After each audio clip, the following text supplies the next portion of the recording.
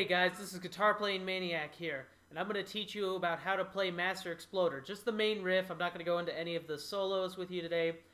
And this is kind of my version, my take on it. It involves what I refer to as the 9/7 rule, which I may cover in another video. But basically, the hardest part about this song is picking up the plucking pattern, or the picking pattern, however you want to call it. So to help me today, first of all, you are going to need a pick. This is very hard to do with a finger, so I have my handy-dandy, pick a destiny here. If you don't get what I'm talking about, then you probably shouldn't be watching this video. So Master Exploder starts pretty easily. What you're going to do is you're going to take your pinky and your pointer finger, like this. You're just going to hold them on the frets. So what you're going to do is you're going to put your pointer finger all the way down, just leaving this bottom string up. So you're on the 9 and the 7. So basically your pointer finger should be barring along all of the 7s except for the low E string. And your pinky finger should be barring all the way along up until the A and the E string. So that'll give you these two notes. So then basically that's the formation you're going to hold your fingers in the entire time you're playing this piece. And this is the intro part. This is actually the intro note you're always going to return to. This is the part that does the...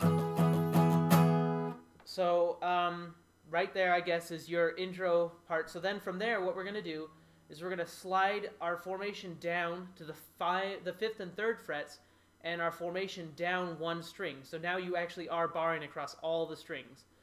And then the pattern is just move that up 2 frets, then up a string and back 2 frets, forward 2 frets, forward 2 frets. And that'll make more sense once you start thinking about it, or well, start trying it rather. So basically you're on the 9 and the 7 on the A and D string, and that's where you're going to start. Then you go to 5 and 3 on the E and A, up to the 5 and 7 on E and A, and then you're going to go back to 5 and 3 on the D and A, and then slide up to the 7 and 5 on the the D and A, and then all the way back up to your original starting place to the 9 and 7 on the D and A. So your picking pattern is pretty simple. I'll do it fast again for you, just so you can hear what we're working with exactly here. It goes... So as you can see, the formation basically goes dup, dup, bop, bop, bop, and then all the way back up here. So your first note is just a simple plucking pattern of up, down. So it goes da, da, da, da, da, da, da. And then you're going to play some muted notes. So this is simple. These 2 fingers, which seem to be useless during this entire piece, when you're changing formation, use them to mute for this sound. Because what that does is it makes the sound a lot more fluid when you're changing frets. So you're going to start with this, and then you're going to mute and go. Then go down to the 5 and 3 and play it twice, go. Then you're going to mute, then play once, and then twice again. And then that's it, right there. And you're going to have to try it a couple of times. It's just one of those really complex picking patterns that's easy once you get it. But the first couple times you try it, it's going to be like, what the hell is this guy in the Nirvana shirt talking about? So I'll go over it again. So it's just a 1, 2, 3, 4, 5, and then...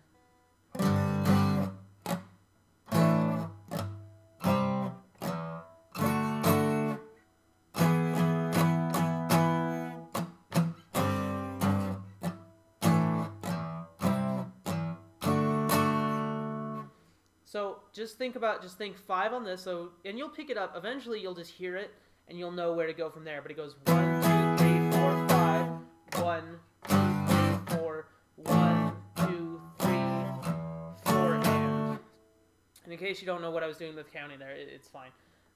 So basically that's the best I can explain it. Sorry, I know it's kind of hard to pick up the pattern, but just start messing around with this. Those are the notes. Just stay on that 9/7 formation, which is pretty easy. The muting is really important to make it a set, because here's it without the muting.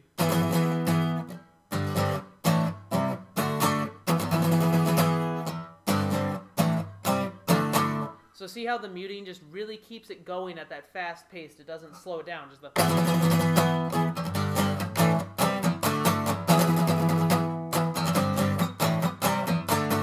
you'll notice that as you play this, you slow down from this first piece, but then you do an almost constant up-down picking. So my hand is always keeping the same up-down beat. So 1, 2, 3, 4, 5, 1 and 2 and 3, 4. So just mess around with it. Sorry, that's the best I can do, really.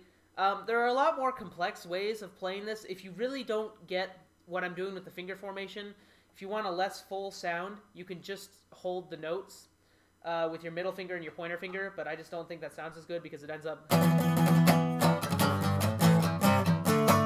And if you listen to the song, it's a lot fuller than that. And a lot of people will tell you there's actual chords you're supposed to be playing. That's BS. I'm sorry Jack Black isn't that talented, so...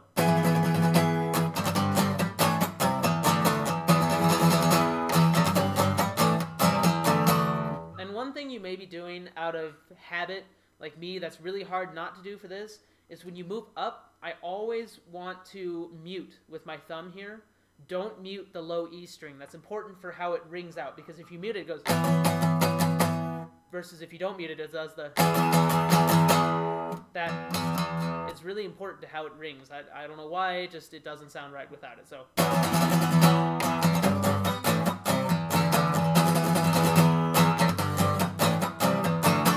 So anyways, hope this kind of helped some of you figure it out, as brief and complicated as it was. You can leave me a comment. I'll try and figure out any other songs you may have for me.